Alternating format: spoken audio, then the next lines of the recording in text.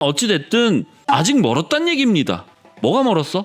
110일선하고 350일 평균선이 만나기까지 아직 멀었다는 얘기예요. 그 말인즉슨 아직 팔 때가 아니다. 그리고 팔려면 멀었다 정도가 아니라 팔려면 추세적으로 더 상승해야 된다.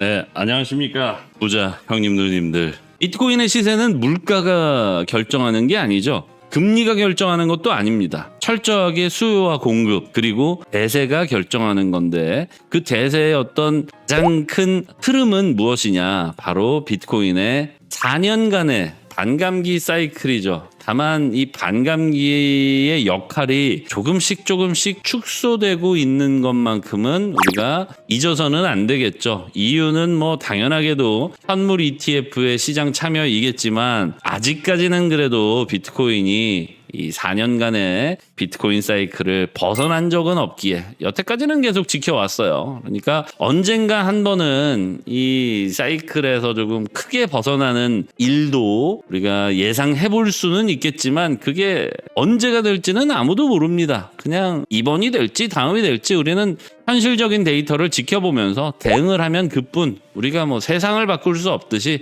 우리는 세상에 순응해서 그 세상의 방향에 맞게 투자를 잘 하면 되는 거 아닐까요? 그러기 위해서 또 우리 쩔코 동생 방송을 보셔야 된다, 뭐 이런 거 아니겠습니까? 네, 많이 뻔뻔해졌어 이제.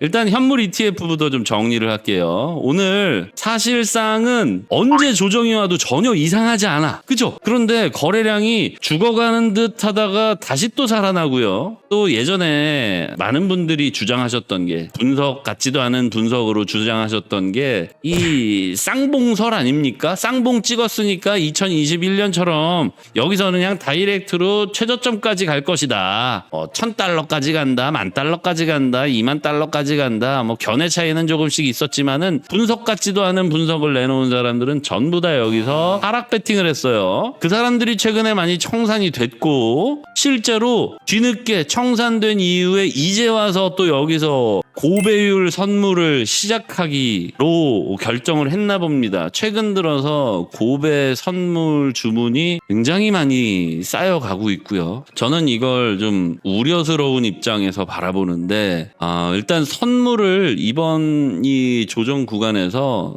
고배당 선물 주문을 좀 많이 좀 털고 가벼운 움직임으로 신고점을 대경신해줬으면 좋겠거든요. 아마도 직전 고점, 그러니까 수치상으로 말씀드리면 희망적으로는 11만 달러를 다시 이제 도전하는 그 과정을 맞이하기에 앞서 선물 고배 주문은 한 번쯤 털고 가는 게 오히려 더 가볍게 상승할 수 있는 어떤 원동력으로 작용을 할 것이다. 저는 이렇게 좀 생각을 합니다. 따라서 혹시 이제 우리 채널 구독자 형님 누님들 중에서도 고배율 뭐 그런 분들 안 계시겠지만, 혹시라도 고배율 주문을 갖고 계신 분들이 계신다면 항상 보험금을 준비해 두시기 바랍니다. 이게 제가 돈을 벌고자 하는 어떤 그 목적성을 훼손하는 게 아니고요. 그러니까 고배하지 마세요, 뭐 이렇게. 물론 이제 늘 저의 취지는 강투할 때는 현물이 유리하다, 저의 취지는 늘 강조드리고 있습니다만은, 그래도 어떻게 사람이 관점이 하나만 있겠어, 그죠? 내가 좀 위험을 감수하고서라도 수익률을 높이고 싶다, 뭐 이런 분들이 다양하게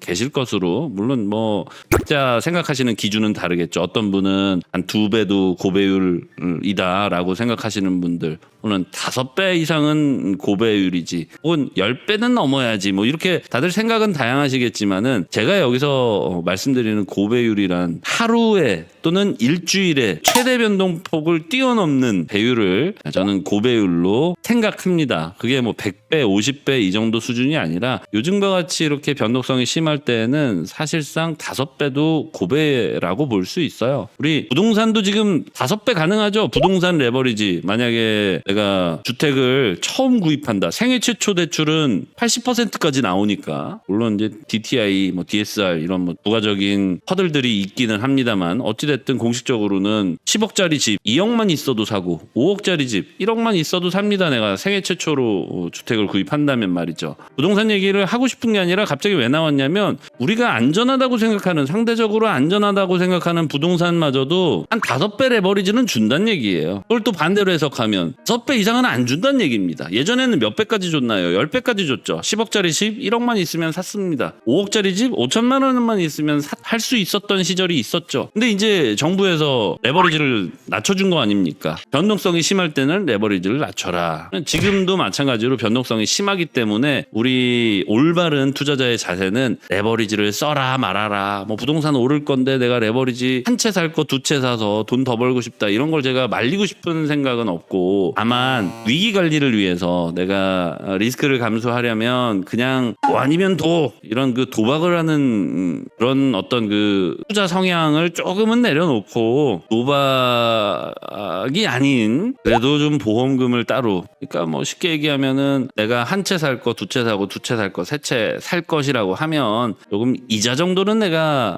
여윳돈으로 갖고 있는 상태에서 하는 게 올바른 투자가 아닌가 이 말을 코인 시장으로 그대로 가지고 들어오면 한마디로 내가 감당할 수 있는 레버리지 정말 50배 100배 이런 제발 도박은 저희 채널에서는 좀 삼가해 주셨으면 좋겠고 간혹가다 이제 그런 질문이 나오면은 저는 좀 마음이 아파요. 그러니까 그걸 하지 말자 이렇게 말씀을 못 드립니다. 왜냐하면 저도 왜 밤을 새겠어요. 이게 다 도박하느라 그러는 건데 이걸 공식적으로 추천드릴 수가 없어요. 그러니까 우리가 투자를 현명하게 하기 위해서 그리고 확실한 수익을 잡아내기 위해서는 안정적인 투자 관리 그것을 위해서 보험금을 좀 미리 어느 정도 예비비로 편성을 해두시라는 차원에서 말씀을 드린 겁니다. 그러니까 오해 없으시길 바라겠고요. 환물 ETF 정리하다가 넘어왔어요. 자, 환물 ETF 상으로 현재 장외 거래에서 약 1.5%가량의 상승 갭을 유지하고 있습니다. 그런데 1.5%의 상승 갭은 방송 시작 전에 모두 채워졌어요. 그러니까 오늘 CPI하고 장 시작 때 갭을 채우는 추가적인 상승을 기대하시는 건 오늘 같은 날에는 조금 내려놓으시는 게 좋을 것 같습니다. 왜냐하면 CPI 발표를 앞두고서 지금 갭을 미리 채운 상황이라면 분명하게도 CPI를 긍정적으로만 생각하는 사람들도 존재할 거란 얘기죠. 어디에? 지금 이 상승 갭에. 그러니까 선반영이 이미 다 보여졌고요. 중요한 건 이따 CPI 발표 그리고 장 시작됐을 때 갭이 안 채워진다면 이제 두 가지 옵션이 있습니다. 첫 번째는 이미 선반영이 다 됐기 때문에 이 사람들이 강력한 믿음으로 버텨내는 것, 즉 현상 유지, 더 내리지 않는다라는 게 현상 유지죠. 현상 유지를 하는 것, 이게 이제 좋은 옵션이 될 수 있겠고요. 두 번째는 아무래도 초단기, 단기 투자자 비율이 이 안에 분명히 존재하겠죠. 아무리 현물 ETF라고 하더라도 말이죠. 그리고 어제 수치 다들 확인하셨겠지만은 최근 들어서 매수세가 엄청나게 붙다가 물론 뭐 중간중간에 뭐 순유출이 있었던 경우도 있지만은 이 정도는 뭐 사실 이제 단기 투자자의 유출 뭐 이 정도라고 볼 수 있겠고 또 3일 사고 하루 팔고 3일 사고 하루 팔고인데 어제 원래 3일 샀으면 3일 잔뜩 샀으면 하루 정도는 좀 유출이 있을만하다 싶은데 어제 순유입으로 마감한 것 자체만으로도 저는 잘 버텼다 이렇게 봅니다. 그러니까 부정적인 시각에서 조금 긍정적인 시각으로 바뀐 거라는 얘기죠. 일단 사이클은 시간을 의미하는데요. 앞으로 우리가 팔아야 될 시간이 1년이 채 남지 않았어요. 즉 한 2분기, 최대 한 2분기 정도 남아있다라고 볼 수 있는데 뭐 한 분기든 2분기든 3분기든 어찌됐든 1년 안에는 팔아야 된다는 거고 또 조금 더 이제 객관성을 부여하기 위해서 시기를 특정해 보자면 올해 9월이나 10월 경이 될 가능성이 굉장히 높다라고 사료가 되는데 사이클상으로는 아직은 팔 때가 안 됐다라는 겁니다. 이게 중요한 거죠. 그리고 추세적으로 보더라도 한 2분기 그러니까 한 6개월 정도는 걸릴 것 같죠. 뭐 6개월이 조금 못 된다라고 저는 보는데 어찌됐든 아직 멀었단 얘기입니다. 뭐가 멀었어? 111선하고 350일 평균선이 만나기까지 아직 멀었다는 얘기예요. 그 말인즉슨 아직 팔 때가 아니다. 그리고 팔려면 멀었다 정도가 아니라 팔려면 추세적으로 더 상승해야 된다 라고 볼 수 있는 거죠. 어떻습니까 여러분? 이 정도면 합리적인 예측이라고 할 수 있을까요? 네, 동의하신다면 박수가 아니라 따봉 한 번씩, 좋아요 한 번씩 부탁드리겠습니다. 아우 뻔뻔해 이제. 네.